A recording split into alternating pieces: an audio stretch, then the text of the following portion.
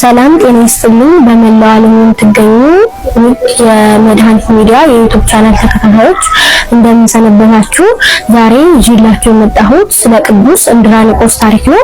ቅዱስ እንድራኒቆስና ባለቤቱ አትናሲያ በወርቅና በብር የከበሩ በአንጾኪያ ከተማ የሚኖሩ ደጋግ ባለጸጎች ነበሩ። ነገር ግን በገንዘባቸው እግዚአብሔርን አስደስተውበትና አገልግለውበት አልፈዋል። አንድ ወንድና አንድ ሴት ልጅ የወለዱ ሲሆን ስማቸውንም ማርያምና ዮሐንስ ብለው ሰየሟቸው። እንግዳን መቀበል፣ ለድሆች ለምስኪን አዳሪዎች መመጽወትን፣ በጎ ስራን ሁሉ አበዙ። መገናኘትንም ትተው በንጽህና ተጠብቀው መኖር ጀመሩ። ልጆቻቸውም 12 ዓመት በሆናቸው ጊዜ ታመው በአንዲት ቀን አረፉ። ቅዱስ እንድራኒቆስም ከጌታችን ስዕል ፊት ወድቆ በማልቀስ ጌታዬ ሆይ ይህ እንዲሆን ፈቃድህ እስከሆነ የጌትነትህ ስም የተባረከ ይሁን ብሎ አመሰገነ። ቅድስት አትናሲያም ልጆቿ ወደ ተቀበሩበት ወደ አጸደ ቤተክርስቲያን ሄዳ ከመቃብራቸው ላይ ወድቃ ስታለቅስ በድካም ብዛት አሸለባት። ራእይንም አየችና ለልጆችሽ ሞት አትዘኝ፣ ልጆችሽ ግን በሰማያት ደስ እያላቸው ነውና በማለት በመነኩሴ አምሳል ሲነግራት ተመለከተች። ራእይዋንም ሂዳ ለባሏ ነገረችው። ከዚያም ይህን ዓለም ንቀው ይተው ዘንድ ገንዘባቸውን ምንም ሳያስቀሩ ለድሆችና ለምስኪን አዳሪዎች በመመጽወት ወደ አስቄጥስ ገዳም ገቡ። ቅዱስ እንድራኒቆስ በአባ ዳንኤል እጅ ሲመነኩስ ቅድስት አትናሲያ ወደ ሴቶች ገዳም ገባች።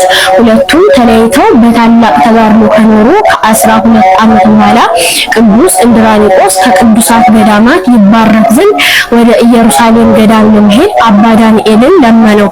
እርሱም ፈቀደለትና ተጓዘ።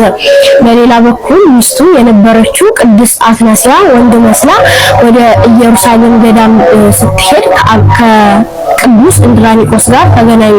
እርሱ ግን አላወቃትም፣ እሷ ግን አውቀዋለች። ከቅዱሳት መካናት ደርሰው በረከትን ተቀብለው በአንድነት ወደ አባ ዳንኤል ተመለሱ። ይኸውም አባ ዳንኤል እጅግ ገድለኛ አባት ናቸው። ገድላቸውን ለመጻፍ ምች ብዕር ብትሆን ውቦች ቀለም ቢሆኑ እንኳ ገድላቸውን ጽፎ ለመፈጸም የማይቻል ነው። ይኸውም 40 ዓመት በአስቄጥስ ገዳም ሲኖር ከቅጠል ውጪ ተመግቦ አያውቅም። እርሱንም የሚቀምሰው በሰንበት ብቻ ነው። መነኮሳት እግሩን እያጠቡ በእጣቢው ድውያንን ይፈውሱበት ነበር። ይኸውም አባ ዳንኤል በወንድ የተመሰለችው የእንድራኒቆስ የሚስቱን ምስጢር በመንፈስ አውቆ ነበርና ቅዱስ እንድራኒቆስን ባልንጀራ ካደረከው ከዚህ ሰው ጋር በአንድነት ኑሩ፣ እርሱ ቅዱስ ነውና አለው። በዚህ መሰረት እንድራኒቆስና በወንድ የተመሰለችው ቅድስት አትናሲያ በአንድነት 12 ዓመት ተቀመጡ። ነገር ግን ምስጢራቸውን ከእርሷና ከአባ ዳንኤል በቀር ማንም ሰው አላወቀም ነበር። እንዲሁም አባ ዳንኤል እየሄደ ይጎበኛቸው እንዲሁም ይባርካቸው ነበር። ከጊዜ በኋላም ቅድስት አትናሲያ ታመመችና እንድራኒቆስን አባ ዳንኤልን ጥራልኝ አለችው። እርሱም ሄዶ አባ ዳንኤልን ባልንጀራዬ ታሞ ለሞት ተቃርቧልና ትጎበኘው ዘንድ ፈጥነህና አለው። እርሱም ጊዜ ረፍቷ ደርሶ ነበርና ስጋ ወደሙ አቀብሏት ቅድስት ነፍሷ ከቅድስት ስጋዋ ተለይታለች። ሊገንዟት ሲሉ ሴት መሆኗን አዩ።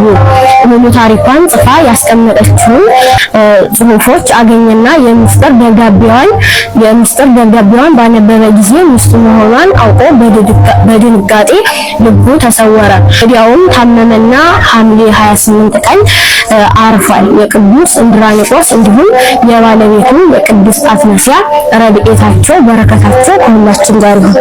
ሰላም ጤና ይስጥልኝ። በመላው ዓለም የምትገኙ የእግዚአብሔር ቤተሰቦች እንደምን ቆያችሁ? አሁን የማቀርብላችሁ ታሪክ የቅዱስ ቶማስ ዘመርዓስን ነው።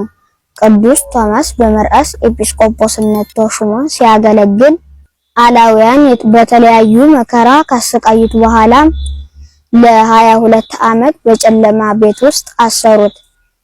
በዓመቱም አካላቱን እየቆረጡ ለጣዖት ያጥኑ ነበር።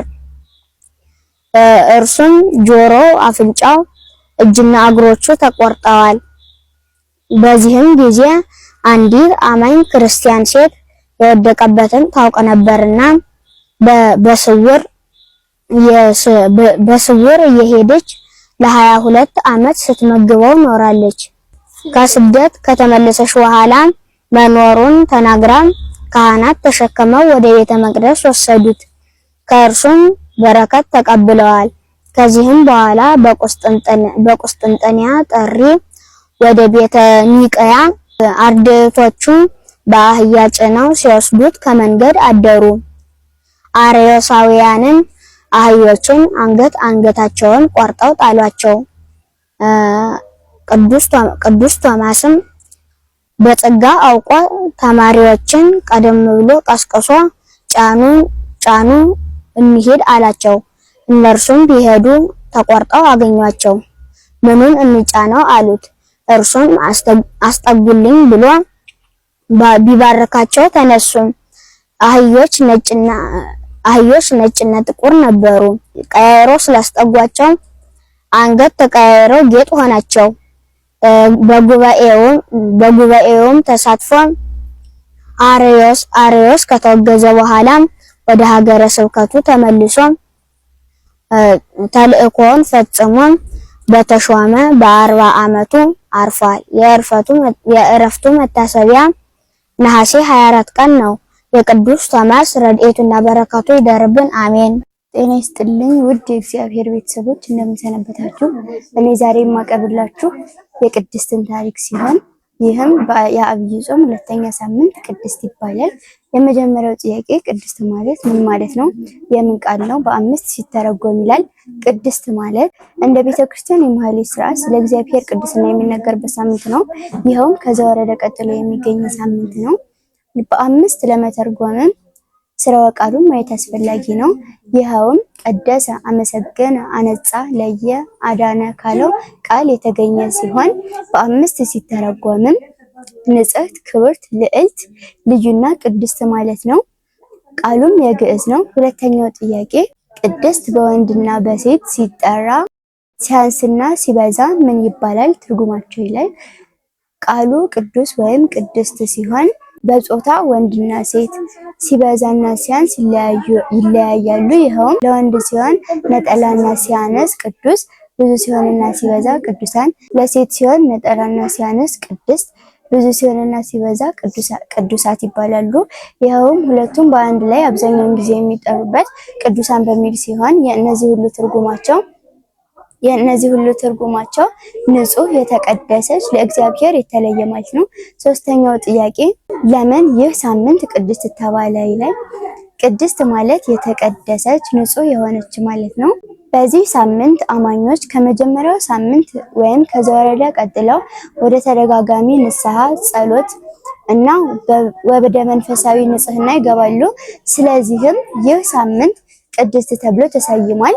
አንዳንድ ትምህርቶች ይህ ሳምንት በመንፈሳዊ ሕይወት መሰረት የሚጠናከርበትና ሰው ወደ እግዚአብሔር የሚቀርብበት ከዓለማዊ እድገት ተለይቶ ወደ መንፈሳዊ እድገት የሚገባበት ስለሆነ ይህ ሳምንት ቅድስት ተብሏል። ቀጣዩ ጥያቄ ቅዱስ ወይም ቅድስት ያልሆነ ጊዜ አለ ወይ ይላል። ቅዱስ ወይም ቅድስት ያልሆነ ጊዜ የለም።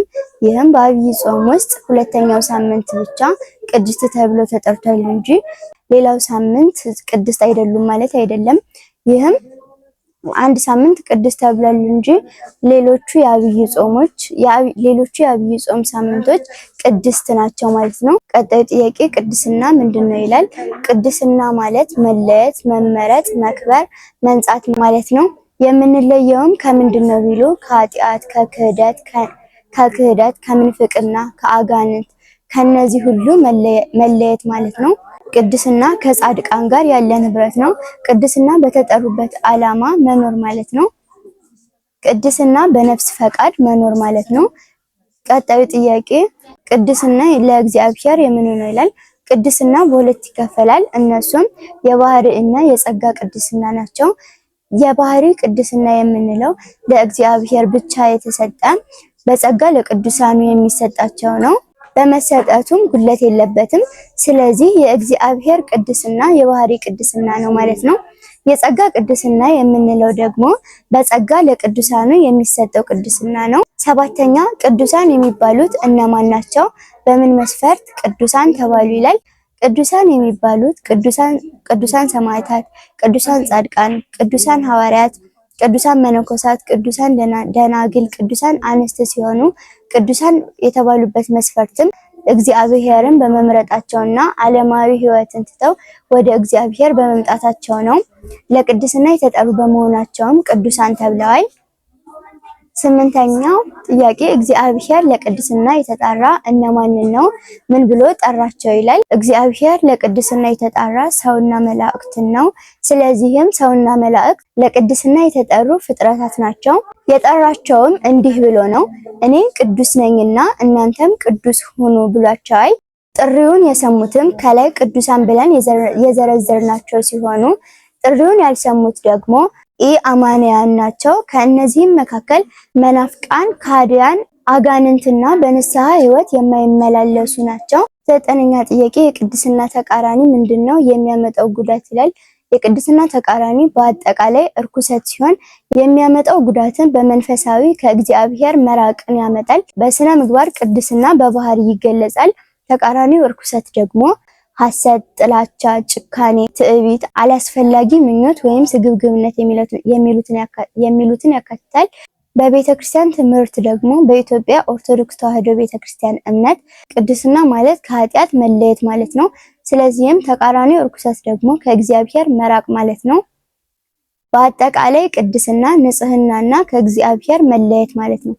እርኩሰት የሚያመጣው ጉዳትም ከእግዚአብሔር መለየት ጉዳቱ ብዙ ነው። ይህንንም በስፋት ስናየው በስነ ምግባር፣ በማህበራዊ ህይወት፣ በማህበራዊ ውጤቶች ጉዳት አለው። ይህንንም በስፋት ስናየው አንደኛ በመንፈሳዊ ከእግዚአብሔር መራቅ፣ የልብ ሰላም መጥፋት፣ መንፈሳዊ ድክመት ወዘተ ሲሆን በማህበረሰብ ውስጥ ደግሞ እርስ በርስ እምነት መቀነስ፣ ግጭቶች መስፋፋት፣ ጥላቻ መጨመር ወዘተ ሲሆን በግል ህይወት ደግሞ ስሜታዊ ጭንቀት፣ እምነት ማጣት፣ መጥፎ ልማዶች መጨመር ናቸው። በእምነት አቅጣጫ ደግሞ በኢትዮጵያ ኦርቶዶክስ ተዋሕዶ ቤተክርስቲያን እምነት ትምህርት የመጨረሻ ውጤቱ መንፈሳዊ ሞት ነው ተብሎ ይታመናል። በአጠቃላይ ቅድስና ሰላምንና ብርሃንን ያመጣል። ተቃራኒው እርኩሰት ግን ጭንቀት፣ ጥላቻ፣ ግጭት እና ከመንፈሳዊ ህይወት መራቅን ያመጣል። እንግዲህ ተመልካቾቻችን ስለ ቅድስት የነበረው ታሪክ ይህን ይመስላል። የጾም ጊዜ ሁሉ የሰላም፣ የፍቅር፣ የጤና፣ የመተሳሰብ፣ የአንድነት፣ የአብሮነት እንዲሆንልን እመኛለሁ። ወስብሐት ለእግዚአብሔር ወለወላዲቱ ድንግል። ይቆየን።